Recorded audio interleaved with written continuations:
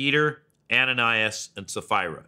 With this background of understanding how the gift of faith can work in this dimension, you can see exactly what's going on. Ananias and Saphira, they have a conspiracy. They want to lie. You know, thou shalt not lie is also a commandment of the scripture. And especially, don't do it with God. And they have a problem with greed. They've decided that they're going to say they're more generous than they are. And so they say they're giving this much, but they're really only giving this much.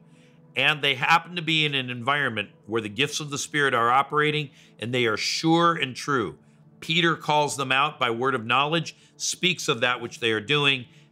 This triggers a gift of faith through Peter, which triggers a miraculous intervention of God. And so the church is kept pure. Many people want to say today that God never moves in this way now because we're living in the time of grace. That's not true. This story of Peter, Ananias, and Saphira, this is the time of grace. This is a post-Pentecost story. Ananias and Saphira are actually believers.